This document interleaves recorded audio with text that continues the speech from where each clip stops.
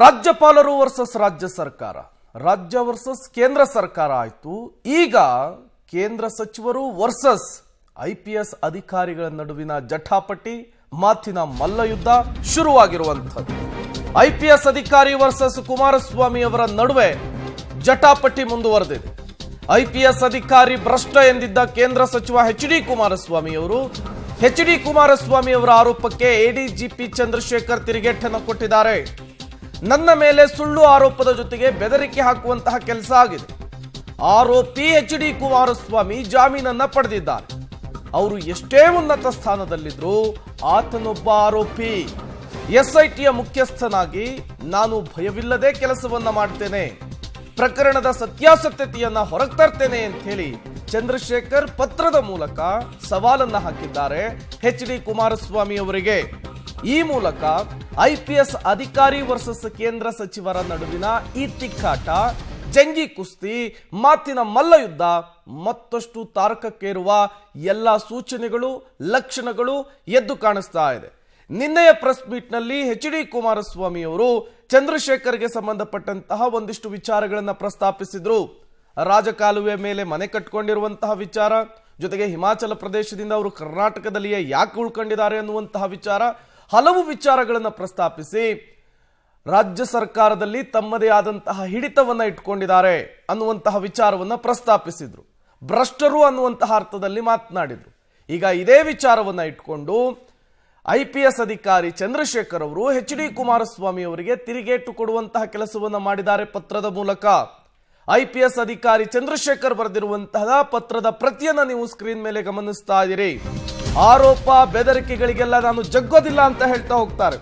At the same time George Bernard Shaw ಬರೆದಿರುವಂತಹ ಒಂದು ಹೇಳಿಕೆಯನ್ನ ಅವರು ಆ ಪತ್ರದಲ್ಲಿ ಉಲ್ಲೇಖಿಸಿದ್ದಾರೆ. ಅದೇನು ಅಂದ್ರೆ, ಹಂದಿಗಳೊಂದಿಗೆ ಎಂದಿಗೂ ಜಗಳಕ್ಕಿಳಿಬೇಡಿ, ಹಂದಿಗಳ ಜೊತೆಗೆ ಜಗಳಕ್ಕಿಳಿದ್ರೆ ನಾವು ಕೊಳಕಾಗ್ತೇವೆ. ಯಾಕಂದ್ರೆ ಹಂದಿಗಳು ಕೊಳಕನ್ನೇ ಇಷ್ಟಪಡುತ್ತವೆ, ಆದ್ರೆ ನಮ್ಮ ಕರ್ತವ್ಯವನ್ನ ನಾವು ನಿರ್ವಹಿಸ್ತೇವೆ. ಕೆಲವೊಮ್ಮೆ ಆರೋಪಿಗಳು ನಮ್ಮ ಮೇಲೆ ಕೊಳಕನ್ನ ಎಸೆಯುತ್ತಾರೆ. ಎಂದಿಗೂ ಭರವಸೆಯನ್ನ ಕಳೆದುಕೊಳ್ಳಬೇಡಿ, ಸತ್ಯಮೇವ ಜಯತೆ. ತಮ್ಮ ಸಿಬ್ಬಂದಿಗೆ ಪತ್ರ ಬರೆದಿರುವಂತಹ ಎಡಿಜಿಪಿ ಚಂದ್ರಶೇಖರ್ ಈ ಪತ್ರದಲ್ಲಿ ಜಾರ್ಜ್ ಬರ್ನಾರ್ಡ್ ಶಾ ಅವರ ಹೇಳಿಕೆಯನ್ನು ಉಲ್ಲೇಖಿಸಿದ್ದಾರೆ. ಹಂದಿಗಳೊಂದಿಗೆ ಎಂದಿಗೂ ಜಗಳಕ್ಕಿಳಿಬೇಡಿ, ಹಂದಿಗಳ ಜೊತೆಗೆ ಜಗಳಕ್ಕಿಳಿದ್ರೆ ನಾವು ಕೊಳಕಾಗ್ತೇವೆ ಅಂಥೇಳಿ ಮೊನಚು ಪದಗಳಿಂದ ಎಚ್.ಡಿ. ಕುಮಾರಸ್ವಾಮಿ ಅವರನ್ನ ತಿವಿಯುವಂತಹ ಕೆಲಸವನ್ನ ಎಡಿಜಿಪಿ ಚಂದ್ರಶೇಖರ್ ಅವರು ಮಾಡಿರುವಂತಹದ್ದು. ಈಗ ಈ ವ್ಯಕ್ತಿ ಚಂದ್ರಶೇಖರ್ ಇಲ್ಲೆಲ್ಲ ಒಂದು ಬಿಲ್ಡಿಂಗ್ ಕಟ್ತಾನೆ, ರಾಜಕಾಲುವೆ ಮೇಲೆ ಕಟ್ತಾವನೆ, 38 ಅಂತಸ್ತು. ಈ ಚಂದ್ರಶೇಖರ್ ಕಟ್ತಾ ಇರೋದು ಅವ್ರ ಹೆಂಡತಿ ಹೆಸರಿನಲ್ಲಿ. ಇಲ್ಲೇ ಇದೆ ಎಂಥದ್ದು, ನಿಮ್ಮ ಮಾನ್ಯತಾ ಟೆಕ್ಸ್ ಪಾರ್ಕ್ ಎದುರಿಗೆ, ಮಾನ್ಯತಾ ಟೆಕ್ಸ್ಟೈಲ್ 38 ಫ್ಲೋರು ರಾಜಕಾಲುವೆ ಮೇಲೆ ನಡೀತಾ ಇದೆ. ಯಾರು ಹೇಳೋರು ಕೇಳೋರು ಯಾರು ಇಲ್ಲ. ಹೇಳ್ತಾರೆ ಇಲ್ಲಿ ಇವರು, ಇವನ್ ಕಂಪ್ಲೇಂಟಲ್ಲಿ ಹೇಳ್ತಾನೆ ನೋಡಿ, ಇವರು ನಮ್ಮಗಳ ಮೇಲೆ ತನಿಖೆ ಮಾಡ್ತಾರಾ? ಈಗ ಈ ವ್ಯಕ್ತಿ ಚಂದ್ರಶೇಖರ್ ಇಲ್ಲೆಲ್ಲ ಒಂದು ಬಿಲ್ಡಿಂಗ್ ಕಟ್ತಾನೆ, ರಾಜಕಾಲುವೆ ಮೇಲೆ ಕಟ್ತಾವನೆ, 38 ಅಂತಸ್ತು. ಈ ಚಂದ್ರಶೇಖರ್ ಕಟ್ತಾ ಇರೋದು ಅವ್ರ ಹೆಂಡತಿ ಹೆಸರಿನಲ್ಲಿ. ಇಲ್ಲೇ ಇದೆ ಎಂಥದ್ದು, ನಿಮ್ಮ ಮಾನ್ಯತಾ ಟೆಕ್ಸ್ ಪಾರ್ಕ್ ಎದುರಿಗೆ,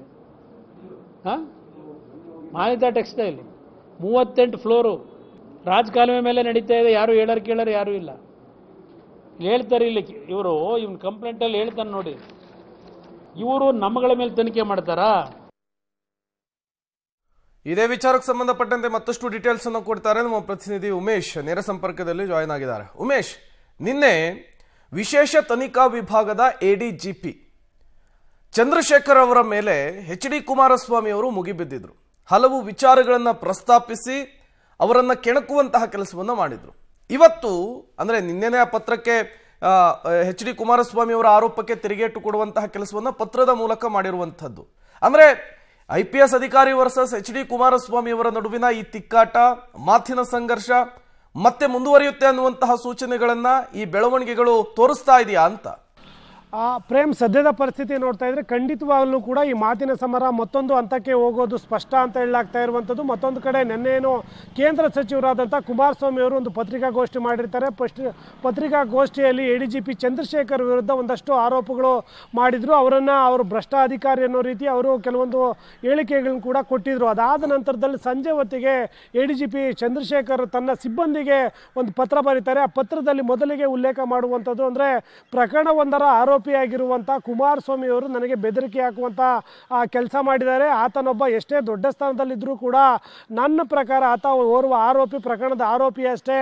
ಹಾಗಾಗಿ ಆತನ ಬೆದರಿಕೆಗೆ ಯಾವುದಕ್ಕೂ ಕೂಡ ಜಗ್ಗಬೇಡಿ ಅಂತ ತನ್ನ ಏನು ಸಿಬ್ಬಂದಿಗೆ ಪತ್ರ ಬರೀತಾರೆ. ಪತ್ರದ ಉಲ್ಲೇಖಿಸಿ ಮುಂದುವರೆದ ಭಾಗವಾಗಿ ಹಂದಿಗಳು ಕೆಸರನ್ನು ತುಂಬ ಇಷ್ಟಪಡ್ತವೆ, ನಾವು ಕೂಡ ಕೆಸರಿಗೆ ಇಳಿದ್ರೆ ನಾವು ಕೂಡ ಕೆಸರಾಗ್ತೀವಿ, ಹಂದಿಗಳು ಯಾವತ್ತೂ ಕೂಡ ಕೆಸರನ್ನೇ ಇಷ್ಟಪಡ್ತವೆ ಅನ್ನೋ ನಿಟ್ಟಿನಲ್ಲಿ ಅವರು ಮಾರ್ಮಿಕವಾಗಿ ಅದರಲ್ಲಿ ಉಲ್ಲೇಖ ಮಾಡಿರುವಂಥದ್ದು. ಯಾವುದೇ ಕಾರಣಕ್ಕೂ ಕೂಡ ಈ ಪತ್ರಕ್ಕೆ ಅಥವಾ ಅವರ ಆರೋಪಕ್ಕೆ ಭಯ ಪಡ್ದೇನೆ ನಾನು ಕೆಲಸ ಮಾಡ್ತೀನಿ, ನಿಮ್ಮ ಬೆಂಬಲಕ್ಕೆ ನಾನು ಇಡ್ತೀನಿ, ಯಾವತ್ತೂ ಕೂಡ ನಾನು ನಿಮ್ಮ ಜೊತೆಗಿರ್ತೀನಿ, ನಾವು ಕಾನೂನುಬದ್ಧವಾಗಿ ಕೆಲಸ ಮಾಡೋಣ ಅಂತೇಳಿ ತಮ್ಮ ಸಿಬ್ಬಂದಿಗೆ ಪತ್ರ ಬರೆದಿರುವಂಥದ್ದು. ಆ ಪತ್ರದ ಮುಖಾಂತರ ಕುಮಾರಸ್ವಾಮಿ ಅವರಿಗೆ ಒಂದು ರೀತಿಯಲ್ಲಿ ಟಾಂಗ್ ಕೊಟ್ಟ ರೀತಿಯಲ್ಲಿ ಅವರು ಆ ಪತ್ರ ಬರೆದಿರುವಂಥದ್ದು. ಆ ಪತ್ರದಲ್ಲಿ ಪ್ರಮುಖವಾಗಿ ಈ ಪ್ರಕರಣದ ಆರೋಪಿಯಾಗಿರುವಂಥ ಕುಮಾರಸ್ವಾಮಿ ಅವರು ಎಷ್ಟೇ ದೊಡ್ಡ ಸ್ಥಾನದಲ್ಲಿದ್ದರೂ ಕೂಡ ನನ್ನ ಪ್ರಕಾರ ಅವರು ಓರ್ವ ಆರೋಪಿ ಅಷ್ಟೇ, ನಾನು ಆತನನ್ನು ಆರೋಪಿಯಾಗಿ ಅಷ್ಟೇ ನೋಡ್ತೀನಿ, ಆತ ಜಾಮೀನನ್ನು ಪಡೆದು ಹೊರಗಡೆ ಇರುವಂಥ ಓರ್ವ ವ್ಯಕ್ತಿ, ನಾವು ಯಾವುದೇ ಕಾರಣಕ್ಕೂ ಕೂಡ ಭಯ ಪಡೆದೇನೆ ಈ ತನಿಖೆಯನ್ನು ಮುಂದುವರಿಸೋಣ.